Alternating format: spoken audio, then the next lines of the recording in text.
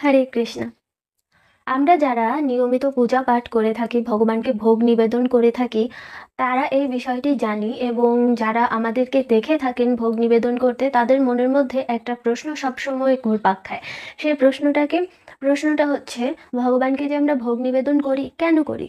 ভগবান কি খায়? কই দেখি না তো ভগবান যে এসে খাচ্ছে, অথবা খাবার যে কমে যাচ্ছে, এটা তো কখনো দেখছি না। তো দেখুন, ভোগ নিবেদন করার মানেই যে ভগবান খাবে আর সেটা আমাদের দেখতে হবে তা কিন্তু নয়। একটা উদাহরণ দিয়ে বোঝাচ্ছি। এটি হচ্ছে ছোট গীতা গ্রন্থ। দেখুন, এখানে অনেক শ্লোক আছে, 700টি শ্লোক আছে। তো এর মধ্য থেকে আমি প্রথম শ্লোকটি বলছি। হ্যাঁ, প্রথম শ্লোকটি কি লেখা আছে এখানে? ধর্মক্ষেত্রে কুরুক্ষেত্রে সমবেতাयुयुत्सवा मामकपाण्डवश्चैव কিং কুর্বত সঞ্জয়া।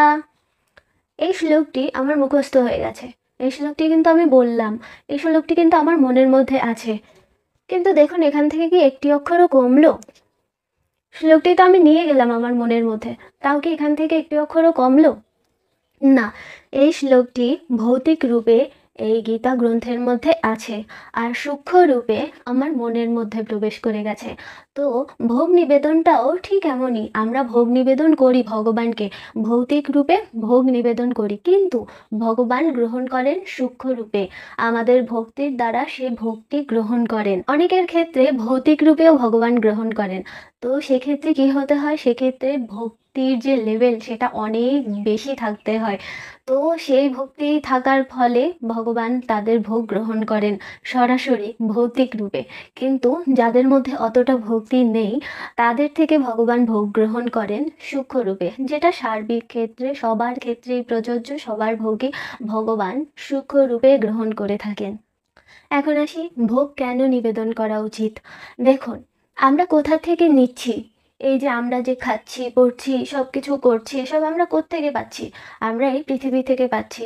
তো এই পৃথিবীটি কে পরিচালনা করছেন? এর কর্তা কে? সে হচ্ছেন ভগবান। তার থেকেই আমরা সব কিছু নিচ্ছি। গীতায় ভগবান বলেছেন, আমার সম্পদ যদি কেউ আমাকে না বলে গ্রহণ করে, তাহলে সেটা কি হচ্ছে? চুরি। তার মানে আমরা যদি তাকে ভোগ অর্পণ না করে কিছু গ্রহণ করি, তাহলে সেটা কি হচ্ছে? সেটা এক অর্থে চুরি হচ্ছে। ভগবান সবকিছু দেখছেন, কিন্তু তাও বলে নেওয়াটা আমাদের কর্তব্য, দেখিয়ে নেওয়াটা আমাদের কর্তব্য। এছাড়াও অনেকে বলে থাকেন, অনেকের মনের মধ্যে এই যুক্তিটি আসে, তো ভগবান কি আমাদের খাবার খাওয়ার জন্য বসে আছেন নাকি? ভগবানের কি অভাব দেখা দিয়েছে যে আমাদের দিতে হবে? না, এমন কোনো বিষয় নয়। কিন্তু ধরুন, আপনি একজন স্টুডেন্ট, আপনি একজন প্রাইভেট টিউটরের কাছে প্রাইভেট পড়তেন।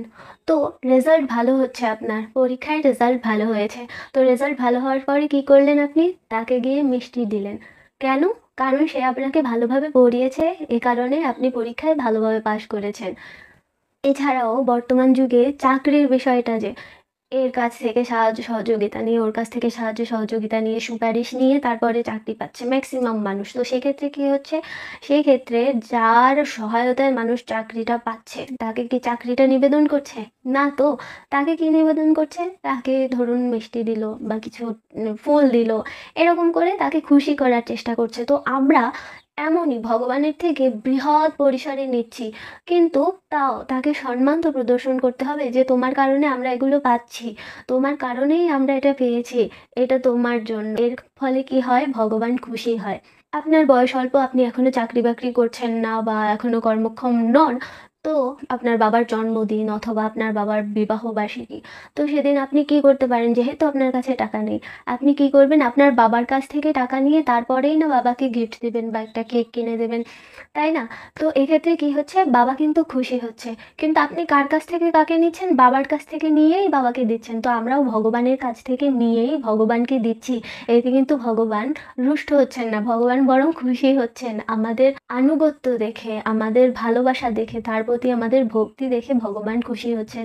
এই জন্য ভগবানকে ভোগ নিবেদন করা আবশ্যক, পরমেশ্বরকে খুশি করার জন্য। আর পরমেশ্বর যখন খুশি থাকেন, তখন এমনিতেই একটি আত্মিক শান্তি লাভ করা যায়। পরমেশ্বর খুশি থাকলে আপনিও খুশি থাকবেন।